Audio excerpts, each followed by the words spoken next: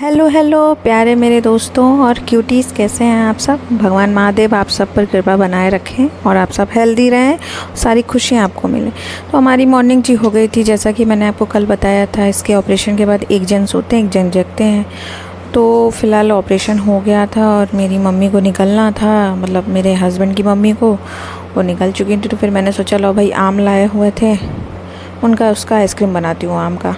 तो मैं बनाने में लग गई थी और आज मैं आपके साथ दो रेसिपी शेयर करने वाली हूँ। एक ये मैंगो आइसक्रीम और एक बिहार का सबसे फेमस खाना। अब तो हर घरों में बनता है और पहले भी बनता ही होगा, लेकिन इतना फेमस नहीं था। और वो सब्ज़ी ज़्यादातर किसी को पसंद भी नहीं है, क्योंकि क्या है ना कि ऐसी सब्ज़ी ही है कि वो किसी को जल्दी पसंद नहीं आती। मुझे ख़ास तौर पे पसंद नहीं थी। जब बनता था ना मैं मुँह बना लेती थी और उसमें आलू पड़ता था मेरे लिए और मेरे भाई के लिए। खैर मेरा यहाँ आइसक्रीम बन गया था और मैंने इसको पॉर कर दिया डिब्बों में और इस पर थोड़े से चंक्स डाल दिए। ये वाली आइसक्रीम मेरी बहुत अच्छी बनी थी, मैंगो वाली। और मैंने लीची वाली भी बनाई थी, वो मैंने आपसे शेयर की है। शॉर्ट्स आप देख सकते हैं, मैंने डाला हुआ है। और मैं हर तरह के शॉर्ट्स शेयर करती हूँ, चाहे रेसिपी हो, चाहे मेरे हस्बैंड वाइफ का हो, चाहे मेरे चीकू का हो, या मैं कुछ ख़रीदती हूँ या कुछ भी मैं करती हूँ, मैं शेयर करती हूँ। जिससे क्या पता आप लोगों को क्या अच्छा लग जाए और किस चीज़ में मैं आगे बढ़ूँ, मुझे पता चल जाए।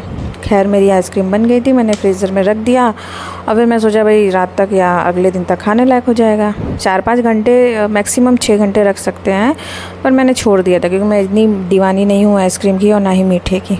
तो भाई इवनिंग हो गई थी और दिन में हमने वही जो रात का बचता है ना, थोड़ा बहुत हल्का फुल्का खा लेते हैं।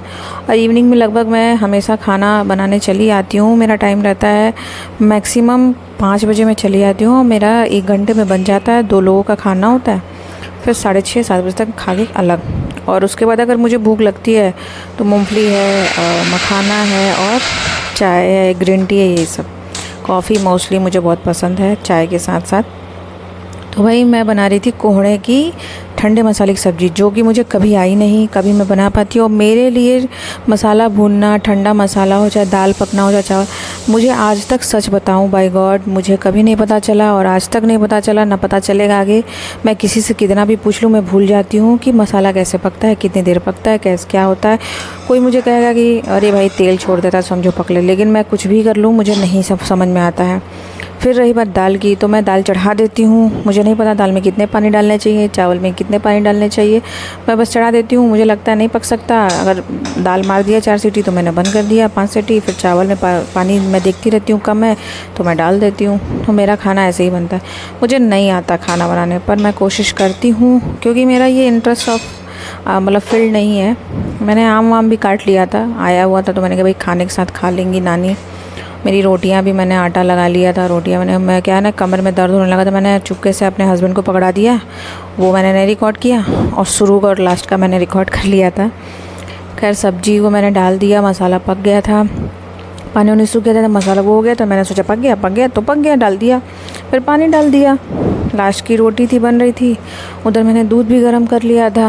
मैंने कहा भाई कल मैं दूध गर्म कर लेती हूँ, कल मैं लीची का बनाऊँगी या फिर रात में ही बना लूँगी और रख दूँगी, फिर दोनों कल खाने लायक हो जाएंगे। तो फिर हमारा खाना भी तैयार हो गया था। हमने सोचा भाई खा लेते हैं, क्योंकि चीकू को फिर देखना भी रहता है। तो दोनों लोग बैठ के खा रहे थे। ये मैडम उधर देख रही थी।